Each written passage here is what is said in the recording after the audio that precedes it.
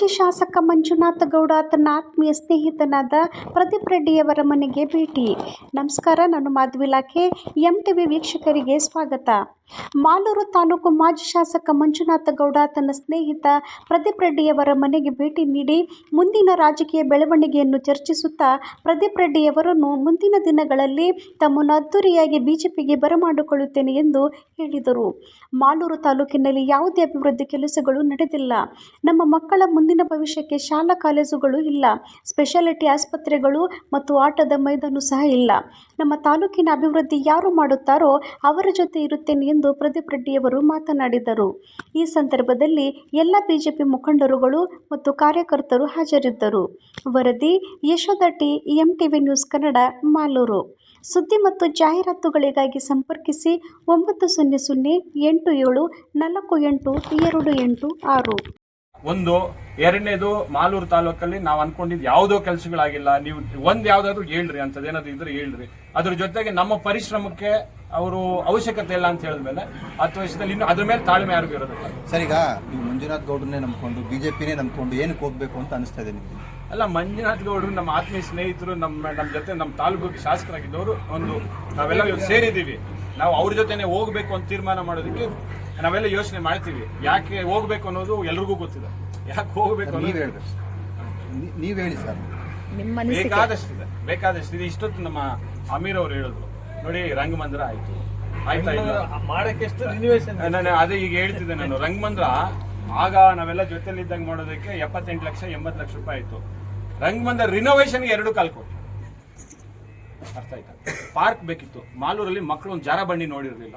ಮಾಲೂರಲ್ಲಿ ಮಕ್ಕಳು ಒಂದು ಉದ್ಯಾನವನ ನೋಡಿರ್ಲಿಲ್ಲ. ಅಲ್ಲೊಂದು ಉದ್ಯಾನ ಆಯ್ತು. ಇವತ್ತು ಇದೆ, ಆಡ್ತಾ ಇದೆ. ಸ್ಟೇಡಿಯಂ ಯಾರೋ ಕಟ್ಬಿಟ್ರು. ಯಾರೋ ಕಟ್ಟಿದ್ರೆ ನಾವು ಕಟ್ಬೋದಲ್ಲ. ಅವ್ರು ಯಾರೋ ಕಟ್ಬಿಟ್ರು ಅಂತ ಹೇಳಿದ್ರೆ ನೀವು ಕಟ್ಸ್ಬೋದಲ್ಲ ಯಾರೋ ಕೈಯಲ್ಲಿ. ಇವತ್ತು ಸ್ಟೇಡಿಯಂ ಇದೆ. ಸ್ಟೇಡಿಯಂ ಅಲ್ಲಿ ಪ್ರತಿ ದಿವಸ ಸಾವಿರಾರು ಜನ ವಾಕ್ ಮಾಡಿ ಆರೋಗ್ಯ ಉಳಿಸ್ಕೊಂತಿದ್ದಾರೆ. ನಾನು ಅಭಿವೃದ್ಧಿ ಕೆಲಸಗಳು ಹೇಳೋದು. ಶಾಲೆಗಳು, ಶಾದಿಮಾಲ ಆಯ್ತು. ಶಾಲೆಗಳು ಗುರುಭವನಕ್ಕೆ ಇದು ಮಾಡಿದ್ರು. ಅದ್ರ ಜೊತೆಗೆ ನಾವೆಲ್ಲ ಒಟ್ಟಾಗಿ ಸೇರಿ ಇನ್ನು ನಮ್ಮ ಕನಸುಗಳು ಜಾಸ್ತಿ ಇದೆ. ಅವ್ರ ಕನಸು ಬೇರೆ ಏನಿದೆ ಗೊತ್ತಿಲ್ಲ. ನಮ್ಮ ಕನಸುಗಳು ನಿಜವಾದ ಅಭಿವೃದ್ಧಿ ಆಗ್ಬೇಕಂತ.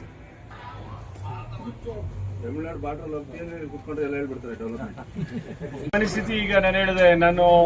ನಾವು ಅವರೆಷ್ಟು ಲೋಕಲ್ಲು ಅಂತ ಹೇಳ್ತಾರೋ ನಾವು ಇನ್ನೂ ಪಕ್ಕಾ ಲೋಕಲ್ಲು.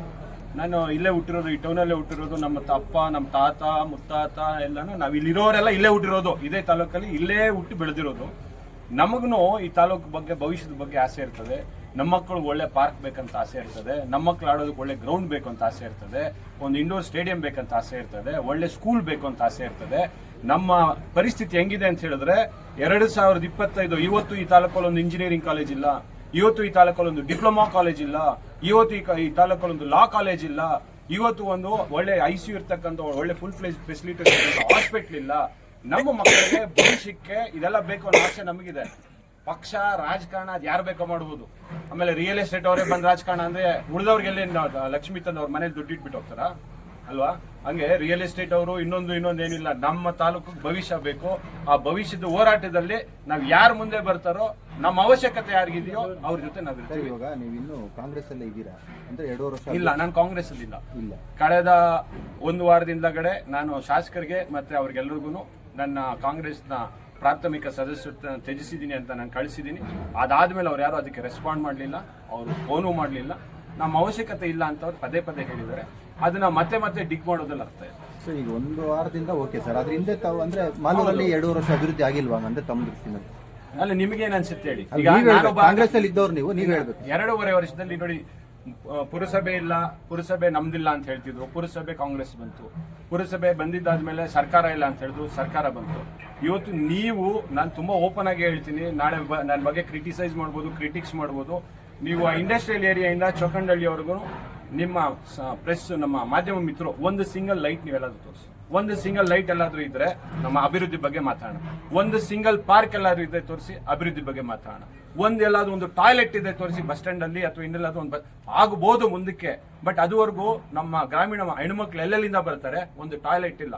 ಹಾಸ್ಪಿಟಲ್ ಹೋದ್ರೆ ಇವತ್ತು ಹಾಸ್ಪಿಟಲ್ ಪರಿಸ್ಥಿತಿ ನೀವು ಹೋಗಿ ನಮ್ಮಂದೇ ಕ್ಯಾಮ್ರಾ ಇಡೋದಕ್ಕಿಂತ ಹಾಸ್ಪಿಟಲ್ ತೋರಿಸ್ಕೊಂಡ್ ಬನ್ನಿ. ಇವತ್ತು ಆ ಭಾಷೆನಲ್ಲಿ ಬದುಕಕ್ಕಾಗ್ತಿಲ್ಲ. ಯಾಕೆ ನಮ್ಮ ಮಕ್ಕಳಿಗೆ ಒಳ್ಳೆ ರಸ್ತೆ ಬೇಡವಾ? ನಾವು ಗುಂಡಿಗಳಲ್ಲಿ ಬಿದ್ದು ಪ್ರತಿ ದಿವಸ ನೀವು ನೋಡ್ತಿರ್ಬೋದು ಎಷ್ಟು ಅಪಘಾತಗಳಾಗ್ತಿದೆ. ಬದಲಾವಣೆ ಆಗಬೇಕು. ಅದು ಪಕ್ಷ ಯಾವುದೇ ಪಕ್ಷ ಆಗಿರಲಿ, ಯಾರ ಅಭಿವೃದ್ಧಿ ಬಗ್ಗೆ ಇರ್ತಾರೋ ಅವ್ರ ಪರ ನಿಲ್ತಕ್ಕಂಥ ಚಿಂತನೆ ಮಾಡಿದೀವಿ. ಇಷ್ಟು ದಿವಸ ಒಂದು ನೆರಳಲ್ಲಿ ಒಂದು ಇದರಲ್ಲಿದ್ವಿ. ನಾವು ಮುಂದೆ ಮಾಡ್ತಕ್ಕಂಥ ರಾಜಕಾರಣ ಮತ್ತೆ ಅಭಿವೃದ್ಧಿ ಹತ್ತ ಹೋಗ್ತಕ್ಕಂಥ ಪ್ರತಿಯೊಂದು ಮನೆಯಲ್ಲೂ ಸಹ ಯುವಕರಿದ್ದಾರೆ, ಓದಿರ್ತಕ್ಕಂಥವ್ರು ಇದ್ದಾರೆ, ವಿದ್ಯಾವಂತರಿದ್ದಾರೆ, ಸಮಾಜದ ಬಗ್ಗೆ ಕಾಳಜಿಗೆ ಇರ್ತಕ್ಕಂಥವ್ರು ಎಲ್ಲ ಒಟ್ಟಿಗೆ ಸೇರುವಂತ ಒಂದು ಪ್ರಾರಂಭಿಕ ಹಂತದಲ್ಲಿ ನಾವೆಲ್ಲ ಇದ್ದೀವಿ. ಶಾಸಕರು ಹೇಳ್ತಾ ಇದ್ರಲ್ಲ ಸರ್, ಇನ್ನು ಮುಂದೆ ಅಭಿವೃದ್ಧಿ ಮಾಡ್ತೀವಿ ಅಂತ ಹೇಳ್ತಾ ಇದ್ದಾರೆ. ಅಲ್ಲ, ಮಾಡ್ಬೋದು, ಅಭಿವೃದ್ಧಿ ಮಾಡ್ಬೋದು. ಹಂಗಂತ ಹೇಳ್ಬಿಟ್ಟು ಮನುಷ್ಯನಿಗೆ ತಾಳ್ಮೆ ಬೇಕು. ಎಷ್ಟು ವರ್ಷ ಅಲ್ಲಿ ಮನುಷ್ಯನ ಲೈಫ್ ಸ್ಪ್ಯಾನ್ ಬಂದ್ಬಿಟ್ಟು 60-70 ವರ್ಷ ಇವತ್ತು ಇಳಿದೋಗಿದೆ, 100 ವರ್ಷ ಇಲ್ಲ. ನೀವು ಇನ್ನು ಮುಂದಕ್ಕೆ ಮಾಡ್ತೀನಿ ಅಂತ ಹೇಳಿದ್ರೆ 7 ವರ್ಷದಲ್ಲಿ ಹುಟ್ಟಿರ್ತಕ್ಕಂಥ ಮಗು 4ನೇ ಕ್ಲಾಸ್ಗೆ ಬಂದಿರ್ತದೆ. ನೀವು 7.5 ವರ್ಷ ಅಭಿವೃದ್ಧಿ ಮಾಡ್ತೀನಿ ಅನ್ನೋಷ್ಟರಲ್ಲಿ ಹುಟ್ಟಿರೋ ಮಗು 4ನೇ ಕ್ಲಾಸಿಗೆ ಬಂದಿರ್ತದೆ. 4ನೇ ಕ್ಲಾಸಲ್ಲಿ ಇರೋದು SSLC ಪಾಸ್ ಆಗಿ ಬೆಂಗಳೂರಿಗೆ ಹೋಗಿರ್ತದೆ.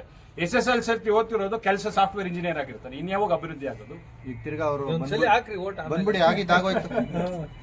ಆಗಿದ್ದಾಗೋಯ್ತು ಇನ್ಮೇಲೆ ಸರಿ ಇರೋಣ ಅಂತ ಕೇಳಿದ್ರೆ ಏನ್ ಮಾಡ್ತೀರಾ? ಏನಂತ ಮತ್ತೆ ಪ್ರಯತ್ನ ಪಟ್ರೆ ಇಲ್ಲ, ಅದಕ್ಕೆ ಉತ್ತರ ಕೊಡುವಂತ ಇದು ಇಲ್ಲ. ಬಂದ್ಬಿಡಿ, ಆಗಿದ್ದು ಏನಿಲ್ಲ, ಹೋಗಿದ್ದು ಏನಿಲ್ಲ, ಕರೆಯೋದಿಲ್ಲ. ಅವ್ರು ತುಂಬಾ ನೋಡಿ, ಅವರು ಗೌರವಾನ್ವಿತರು, ವಯಸ್ಸಲ್ಲಿ ದೊಡ್ಡವರು, ಅಧಿಕಾರದಲ್ಲಿ ದೊಡ್ಡವರು, ಆರ್ಥಿಕವಾಗಿ ದೊಡ್ಡವರಿದ್ದಾರೆ. ನಾವು ಅವ್ರ ಬಗ್ಗೆ ಮಾತಾಡೋಷ್ಟು ದೊಡ್ಡವರು ಅಲ್ಲ. ಇದು ಇಲ್ಲ. ನಮ್ಮ ಉದ್ದೇಶಗಳೇ ಬೇರೆ ಇದೆ. ನಮ್ಮ ಉದ್ದೇಶ ನಮ್ಮ ಊರು ಕಟ್ಟಬೇಕು, ತಾಲೂಕು ಕಟ್ಟಬೇಕು, ನಮ್ಮ ಸಮಾಜ ನೆಮ್ಮದಿಯಿಂದ ಇರಬೇಕಂತ ನಮ್ಮ ಉದ್ದೇಶಗಳು. ನಾವು ಅವ್ರನ್ನ ಕ್ರಿಟಿಸೈಸು ಮಾಡೋದಿಲ್ಲ. ಅವ್ರು ಸರಿ ತಪ್ಪು, ಅವ್ರು ದೊಡ್ಡವರಿದ್ದಾರೆ, ಅವ್ರ ಬಗ್ಗೆ ನಾವು ಮಾತಾಡ್ಕೊಂಡು ಹೋಗೋದು. ಚುನಾವಣೆ ಸಂದರ್ಭದಲ್ಲಿ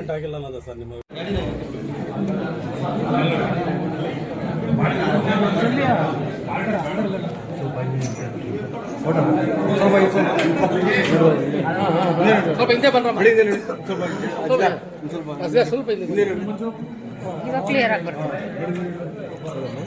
ಇವಾಗ ಎಲ್ಲ ಕವರ್ ಆಗ್ತದೆ.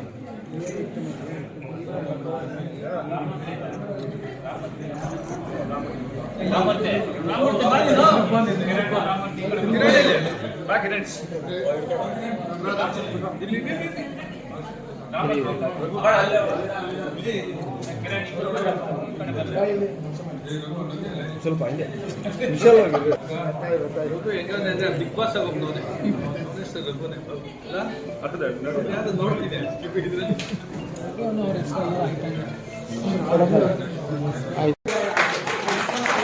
ಸ್ವಲ್ಪ ಜಾಗ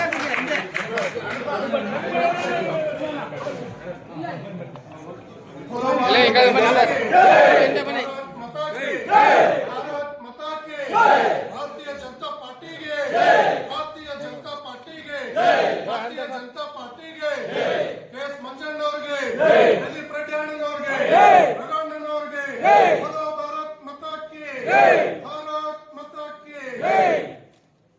ಕೆಎಸ್ ಮಂಜುನಾಥ್ ಗೌಡ್ರಿಗೆ, ESR ಪ್ರದೀಪ್ ಅಣ್ಣಗೆ. ನೀವು ಕೇಳ್ರಿ, ಈಗ ನಾನಲ್ಲ, ಅವ್ರನ್ನ ಒಳಗೆ ಕರ್ಕೊಂಡು ಹೋಗ್ತೀವಿ. ಆಗ್ಬೋದಲ್ಲ? ಅವ್ರ ಜೋರ ಕರ್ಕೊಂಡು ಹೋಗ್ತಿದ್ವಿ.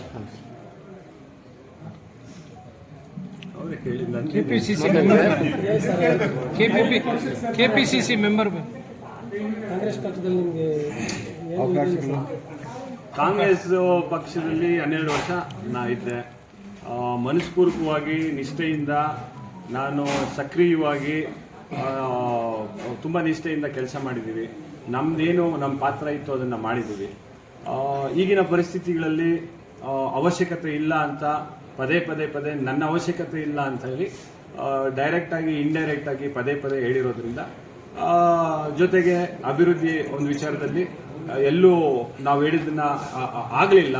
ಅದ್ರ ಜೊತೆಗೆ ಅವ್ರ ಅವಶ್ಯಕತೆ ಇಲ್ಲ ಅಂತ ಹೇಳಿದ ಮೇಲೆ ಅಲ್ಲಿ ಇರತಕ್ಕಂಥದ್ದು ಅಂಬೇಡ್ಕರ್ ಅವರು ಹೇಳೋ ರೀತಿಯಲ್ಲಿ ಎಲ್ಲಿ ನಮಗೆ ಸ್ವಾಭಿಮಾನಕ್ಕೆ ಮರ್ಯಾದೆ ಇಲ್ಲೋ ಆ ಜಾಗದಲ್ಲಿ ನಾವು ಇರೋದಿಲ್ಲ. ನಾವು ಇದ್ದಷ್ಟು ದಿವಸ ಅವ್ರಿಗೆ ಗೌರವ ಕೊಟ್ಟಿದ್ದೀವಿ. ವಯಸ್ಸಲ್ಲಿ ದೊಡ್ಡವರಿದ್ದಾರೆ, ಅಧಿಕಾರದಲ್ಲಿ ದೊಡ್ಡವರಿದ್ದಾರೆ. ನಾನು ಇದ್ದಷ್ಟು ದಿವಸ ಮನಸ್ಪೂರ್ವಕವಾಗಿ ನಾನು ಕಷ್ಟಪಟ್ಟು ಕೆಲಸ ಮಾಡಿದ್ದೀನಿ. ಈಗ ಅವ್ರಿಗೆ ನನಗೆ ಹೊಂದಾಣಿಕೆ ಇಲ್ಲ ಅಂತ ಅವ್ರು ಹೇಳಿದ್ಮೇಲೆ ನಮ್ಮ ಅವಶ್ಯಕತೆ ಇಲ್ಲ ಅಂದಮೇಲೆ ನಾವು ಅಲ್ಲಿಲ್ಲ. ಯಾರು ಸರ್ ಹೇಳಿದ ಅವಶ್ಯಕತೆ ಇಲ್ಲ ಅಂದಿನಿ? ಈಗ ಸ್ಥಳೀಯ ಶಾಸಕರು ನಂಜೇಗೌಡರು ನಮ್ಗೆ ಹೇಳಿದ್ರು. ಸುಮಾರು ವರ್ಷಗಳಿಂದ ನಾವೆಲ್ಲ ಜೊತೆಯಲ್ಲಿದ್ವಿ. ನಾವು ತುಂಬ ಚೆನ್ನಾಗಿ ಕೆಲಸ ಮಾಡಿದ್ದೀವಿ, ಕಾಂಗ್ರೆಸ್ನ ಕಟ್ಟಿದ್ವಿ. ಅವ್ರಿಗೀಗ ನಮ್ಗೆ ಇದಿಲ್ಲ ಅಂತ ಹೇಳಿದಾಗ ನಾವು ಈ ಊರಲ್ಲಿ ಯಾರಿರ್ತಾರೋ ಇಲ್ಲೋ, ಈ ತಾಲೂಕಲ್ಲಿ ನಾವು ಬದುಕು ಬಾಳ್ಬೇಕು, ನಮ್ಮ ಜೀವನ ಇಲ್ಲ ಅಂತ ಡಿಸೈಡ್ ಆಗಿದೆ. ನಮಗೇನು ಬೇಕು, ನಮಗೆ ಒಳ್ಳೆ ವಾತಾವರಣ ಬೇಕು, ಒಳ್ಳೆ ಅಭಿವೃದ್ಧಿ ಕೆಲಸಗಳು ಬೇಕು, ಈ ಊರನ್ನ ಕಟ್ತಕ್ಕಂಥ ಕೆಲಸ ಮಾಡಬೇಕು. ಹಾಗಂತೇಳಿ ನಾವು ಅವ್ರ ಅವಶ್ಯಕತೆ ಇಲ್ಲ ಅಂತೇಳಿ ಮನೇಲಿರೋಕ್ಕಾಗೋದಿಲ್ಲ. ನಾವೆಲ್ಲ ನಿರ್ಧಾರ ತಗೊಂಡು ಒಳ್ಳೆ ಒಂದು ಪಕ್ಷನ ಅಧಿಕಾರಕ್ಕೆ ತರತಕ್ಕಂಥ ಕೆಲಸ ಮಾಡಬೇಕು ಅಂತ ನಾವೆಲ್ಲ ಯೋಚನೆ ಮಾಡಿ ಇನ್ನೂ ಒಂದು ನಾನು ಮಂಜಣ್ಣವ್ರ ಹತ್ರ ಈಗ ಹೇಳ್ತಿದ್ದೀನಿ, ನಾನು ಇನ್ನೂ ಒಂದು 2-3 ತಿಂಗಳು ಕೊಟ್ಟು ಈ ತಾಲೂಕೆಲ್ಲನೂ ಇದಿಷ್ಟಕ್ಕೆ ಇದೆಲ್ಲ ಇವತ್ತು ಏನು ನಮ್ಮನ್ನ ಭೇಟಿ ಆಗ್ಬೇಕಂತ ನಾವು ಆತ್ಮೀಯ ಸ್ನೇಹಿತರವರು, ಆಮೇಲೆ ನಮ್ಮ ಮಾಲೂರನ್ನ ನೋಡಿರ್ತಕ್ಕಂಥವ್ರು ಬರ್ತೀನಿ ಅಂದರು. ಅವರು ಇದಕ್ಕೆ ನಾವು ಇಲ್ಲ ಅಂತ ಹೇಳೋಂಥದ್ದೇ ಇಲ್ಲ. ಅದ್ರ ಜೊತೆಗೆ ನಾವೆಲ್ಲ ಯೋಚನೆ ಮಾಡಿ ಇನ್ನೂ ದೊಡ್ಡ ತಂಡ, ಇನ್ನೂ ಜೋರಾಗಿ ಒಂದು ತೀರ್ಮಾನ ತಗೊಂಡು ಎಲ್ಲ ಸರ್, ಕಾಂಗ್ರೆಸ್ ಪಕ್ಷದಲ್ಲಿ ನಿಮ್ಗೆ ಏನು ಡಿಸಿಗ್ನೇಷನ್ ಕೊಟ್ಟಿದ್ದೀರಿ ಸರ್? ಈಗ ಏನು ಡಿಸಿಗ್ನೇಷನ್ ಇತ್ತು ನಿಮ್ಗೆ? ನನ್ನನ್ನು KPCC ಮೆಂಬರ್ ಅಂತ ಮಾಡಿದರು. ಅದಾಗಿತ್ತು. ಮೊನ್ನೆನೂ ನಾನು ಹೇಳಿದ್ದೆ, ನಿಮ್ಮ ಪತ್ರಕರ್ತರಿಗೆ ಹೇಳಿದೆ 3 ವರ್ಷ ಆಗಿದೆ ಅಂತೇಳಿ. ಅದು ಬಿಟ್ಟು ನಾನು ಯಾವುದು ಹುದ್ದೆ ನಾನು ತಗೊಂಡಿಲ್ಲ, ಕೊಟ್ಟಿಲ್ಲ, ಅಥವಾ ನಾನು ಕೆಲಸ ಬಿಟ್ಟು ನಾನು ಯಾವುದೇ ಪಕ್ಷದಲ್ಲಿರಲಿ ನಮ್ಮ ಕೆಲಸ ಮತ್ತು ನಮ್ಮ ಕಾರ್ಯ ಮಾತ್ರ ಮಾಡ್ತಿದ್ವಿ. ಅದು ಮುಗಿಸ್ಕೊಟ್ಟಿದ್ವಿ. ಅವರೇ ಹೇಳಿ ಸರ್. ಅಲ್ಲ, ನಿಮ್ದು ಹೇಳಿ.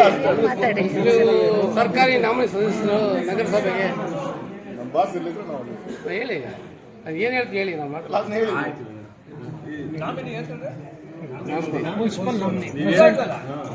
ನೀವೇನಾದಿತ್ತು ಈಗ ಹೇಳ್ರಿ. ಕಾಂಗ್ರೆಸ್ ಪಕ್ಷ ತೊರೆದು ಬಿಜೆಪಿ ಸೇರ್ಪಡೆ ಆಗ್ತಾ ಇದ್ದೀರಾ? ನಾರಾಯಣ ಸ್ವಾಮಿ ಅವರೇ, ನಾವು ಇಲ್ಲಿ ಬಿಜೆಪಿ ಅನ್ನೋದು ಮತ್ತೆ ಅದಕ್ಕಿಂತ ಹೆಚ್ಚಾಗಿ ಮಂಜಣ್ಣ ಅವರು ನಾವೆಲ್ಲರೂ ಒಂದು ಸ್ನೇಹಿತರು. ಇದು ಮೊದಲು ಇದ್ದಿದ್ದಂತ. ನಾನು ಇದ್ದಿದ್ದು ಬಿಜೆಪಿಯಲ್ಲೇ ಮೊದಲು. ನಾನು ಮುನ್ಸಿಪಲ್ ಕೌನ್ಸಿಲರ್ ಆಗಿದ್ದು ಬಿಜೆಪಿಯಲ್ಲೇ. ನನ್ನ ರಾಜಕಾರಣನೂ ಬಿಜೆಪಿಯಲ್ಲೇ ಇತ್ತು. ಇವತ್ತು ಮಂಜಣ್ಣ ಅವರು ಆತ್ಮೀಯವಾಗಿ ಭೇಟಿ ಮಾಡಿದ್ದಾರೆ. ನಾ ಎಲ್ಲ ಸ್ನೇಹಿತರು ಸುಮಾರು ವರ್ಷಗಳಾದ ಮೇಲೆ ಈ ರಾಜಕಾರಣ ಅನ್ನೋದು ಮಧ್ಯದಲ್ಲಿ ಬಂದು ಒಬ್ರಿಗೊಬ್ರು ನಾವ್ಯಾರು ಸೇರಿರಲಿಲ್ಲ. ಇಷ್ಟು ವರ್ಷ ಆದ್ಮೇಲೆ ನಾವೆಲ್ಲ ಒಟ್ಟು ಮುಖಾಮುಖ ನೋಡ್ಕೊಂತಿದ್ದೀವಲ್ಲ, ಈ ಸಂತೋಷದಲ್ಲಿ ಮತ್ತೆ ನಾವೆಲ್ಲ ಸೇರಿ ಯಾವ ರೀತಿಯಲ್ಲಿ ನಾವು ತೀರ್ಮಾನ ತಗೊಂಡು ನಾವು ಮುಂದುವರಿಬೇಕು ಅಂತ ಹೇಳ್ಬಿಟ್ಟು ಅದನ್ನ ಜೋರಾಗಿ ಮಂಜಣ್ಣ ಅವ್ರು ಹೇಳ್ದಂಗೆ ಜೋರಾಗಿ, ನಾನೊಬ್ಬ ಅಲ್ಲ, ನನ್ನ ಜೊತೆ ಇರ್ತಕ್ಕಂಥ ಸ್ನೇಹಿತರು, ನನ್ನ ಜೊತೆ ಇರ್ತಕ್ಕಂಥ ಹಿರಿಯರು, ಆಮೇಲೆ ಈ ತಾಲೂಕು ಅಭಿವೃದ್ಧಿ ಆಗಬೇಕು, ನಮ್ಮ ಮಕ್ಕಳಿಗೆ ಮುಂದಿನ ಪೀಳಿಗೆಗೆ ಒಳ್ಳೆ ಭವಿಷ್ಯ ಬೇಕಂತಕ್ಕಂಥವ್ರು ಜಾಸ್ತಿ ಜನ ಈ ತಾಲೂಕಲ್ಲಿದ್ದಾರೆ. ಕೆಲವರು ಕಾರಣಾಂತರಗಳಿಂದ ಮನೆಯಿಂದ ಆಚೆ ಬಂದಿಲ್ಲ. ಅಂಥವ್ರನ್ನೆಲ್ಲ ಜೊತೆಲಿ ಸಂಘಟನೆ ಮಾಡಿಕೊಂಡು ಮುಂದಿನ ದಿನದಲ್ಲಿ ಆ ನಿರ್ಧಾರ ಹೇಳಿ ಅವತ್ತು ಏನು ಜೋರಾಗಿ ಮಾಡಬೇಕು ಅದನ್ನ. ಇದೇನ್ ರಾಜಕಾರಣ ಬಚ್ಚಿಟ್ಕೊಂಡು ಮಾಡಕ್ಕಾಗುತ್ತಾ? ಹೇಳಿದ್ರಲ್ಲ, ಕಾಂಗ್ರೆಸ್ ಅಲ್ಲಿ ಇಲ್ಲಿನ ಆಡಳಿತದ ಮಾಲೂರು ತಾಲೂಕಲ್ಲಿ ನಡೀತಾ ಇರೋದ್ರ ವಿರುದ್ಧ ಎಲ್ಲ ದಂಗೆದಿದೆ. ಪ್ರದೀಪ್ ರೆಡ್ಡಿ ಅವ್ರು ನಮ್ಮ ಹತ್ರ ಏನೇನು ಮಾತಾಡಿದ್ದಾರೆ ಅದನ್ನೆಲ್ಲ ಮುಂದಿನ ದಿನಗಳಲ್ಲಿ ದೊಡ್ಡ ಫಂಕ್ಷನ್ ಮಾಡಿ ತಿಳಿಸ್ತೀವಿ. ಬರ್ತಿ ಆಹ್ವಾನ ಮಾಡಿದ್ವಿ, ಇನ್ವೈಟ್ ಮಾಡಿದ್ವಿ. ಒಬ್ಬರೇ ಅಲ್ಲ, ಇನ್ನು ಸಾಕಷ್ಟು ಜನ ಬರ್ತಾರೆ. ದಿನ ಫಿಕ್ಸ್ ಮಾಡಿ ವಿಜೃಂಭಣೆಯಿಂದ ದೊಡ್ಡ ಮಟ್ಟದಲ್ಲಿ ಇವ್ರನ್ನ ಪಕ್ಷಕ್ಕೆ ಸೇರ್ಪಡೆ ಮಾಡ್ತೀವಿ. ಅಂದ್ರೆ ಇದೇನು ಔತಣ ಸುಮ್ಮನೆ ಬಂದಿದ್ದ ಅಥವಾ ಸೌಹಾರ್ದ ಭೇಟಿ ಅಲ್ಲ, ಇದು ರಾಜಕೀಯದ ಭೇಟಿನೇ. ಯಾಕೆ ಹೇಳೋದು? ಸುಮ್ಮನೆ ಬಂದೆ, ಅದೇನೋ ನೋಡಿದೆ, ರಾಜಕೀಯ ಮಾಡಕ್ಕೆ ಬಂದಿದ್ವಿ, ಕರ್ಕೊಂಡು ಹೋಗಕ್ಕೆ ಬಂದಿದ್ವಿ, ಕರ್ಕೊಂಡು ಹೋಗ್ತಾ ಇದೀವಿ. ದೊಡ್ಡದಾಗಿ ಹಬ್ಬ ಮಾಡ್ತೀವಿ. ಅಲ್ಲ, ಮೊದಲು ನಿಮ್ ಜೊತೆಗೆ ಇದ್ದಂತವ್ರು ಸರ್? ನಮ್ಮ ಜೊತೆಲೇ ಇದ್ದಂಥವ್ರು ರಾಜಕೀಯ ಕುತಂತ್ರಕ್ಕೆ ಇವರೆಲ್ಲ ಬಲಿಯಾದವರು. ರಾಜಕಾರಣ ಅಂದ್ರೆ ದೂರ ಹೇಳೋದು ಅಂತಾರೆ, ಹಿಂದಿಬ್ಬರಿಗೆ ತಂದಿಡೋದು ಅಂತಾರೆ. ಅದ್ರ ಭಾಗ ಇವೆಲ್ಲ.